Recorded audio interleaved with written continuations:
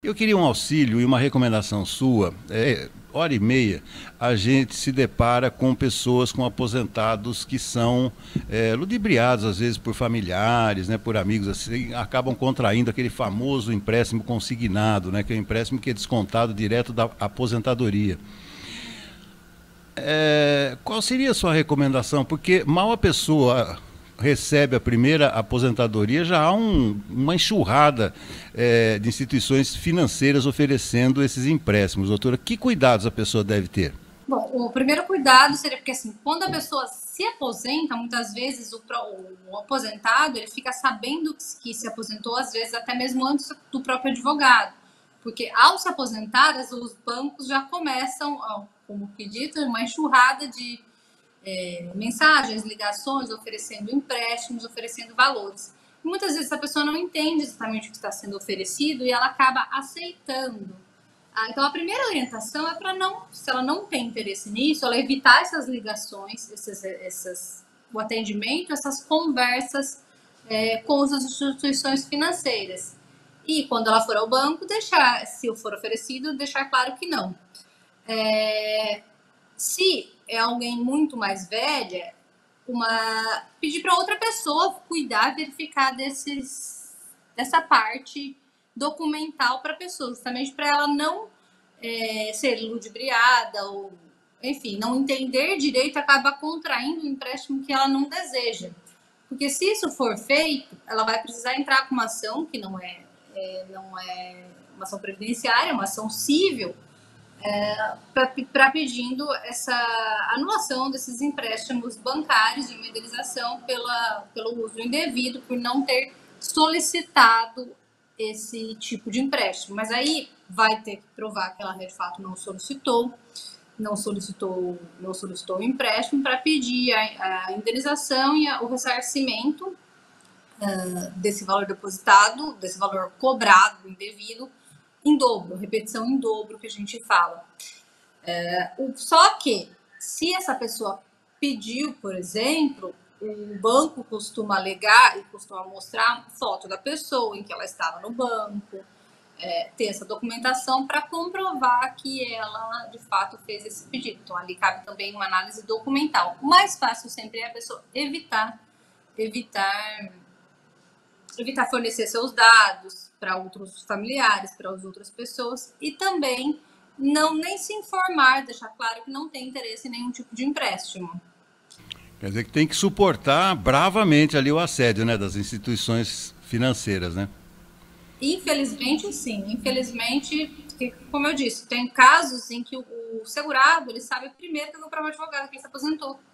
Porque ele se aposenta, o banco já começa, os bancos, as financeiras já começam a ligar oferecendo empréstimos. Receber uma ligação dessa, viu, doutor? Quem sabe? Ai, ai. Bom, vamos falar um outro assunto também que me parece muito importante, que, aliás, sempre quando isso sai na mídia, eu me lembro da senhora. A tal da revisão da vida toda, doutora, mais uma vez, pedido de vista, análise e tal, esse negócio, parece que você não vai sair tão cedo, hein, doutora? Segue a novela, a revisão da vida toda. Tá difícil finalizar esse entrave, esse julgamento e ter uma decisão final. O que a gente espera é que seja mantido aquilo que o STF já julgou. Mas agora a polêmica está no julgamento, como todos acho que já vem acompanhando, do julgamento dos embargos de declaração que foram opostos pelo INSS e os efeitos financeiros, a modulação dos efeitos, como vai se dar isso ou não.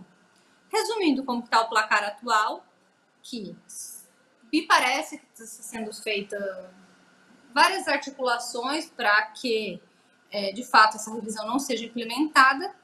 E hoje em dia, como que está essa situação? Que a gente brinca que é a novela da revisão da vida toda.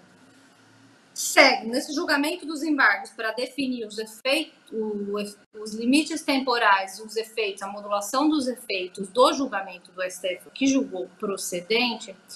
Atualmente segue da seguinte forma: 3 ministros pediram pela anulação do julgamento. Quais? Cristiano Zanin, o Roberto Barroso e o Dias Toffoli.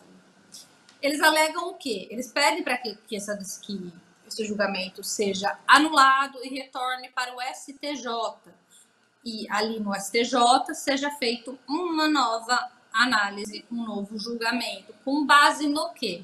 Alegando que o julgamento pelo STJ foi feito de forma fracionária, foi feito por uma turma e não pela corte especial, ou seja, por julgamento de todos os ministros. Então, se alega ali uma inconstitucionalidade no julgamento que deveria ser anulado e novamente julgado, e assim retomaria a discussão da revisão da vida toda com um novo julgamento. Atualmente, 3 ministros pensam e votaram assim. Subsidiariamente, eles entendem que, caso não seja anulado, que os efeitos temporais, os limites, para pagamento dos atrasados se dariam a partir de dezembro de 2022, data em que o STF julgou favorável à revisão da vida toda. Então, primeiro se pede anulação, caso não seja anulado, no posicionamento desses 3 ministros, que os efeitos financeiros se deem a partir da decisão do Supremo a contar de dezembro de 2022. E aí nós temos quatro ministros que votaram pela validade da revisão da vida toda, mas com efeitos limitados, com efeito limitado no tempo. Que ministros são esses?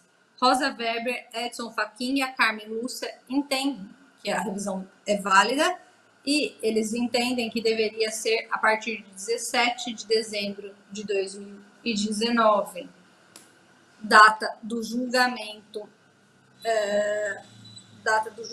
em que se tem no STJ. Ali, então, eles entendem que a partir de 2019 seria mais benéfica esse posicionamento, esse entendimento desses 3 ministros. Já o Alexandre de Moraes também entende pela validade da revisão, só que ele entende que deveria ser a partir de 1º de dezembro de 2022, que foi a data do julgamento no STF. Então, aqui a gente tem, no mínimo, 3 divergências de datas.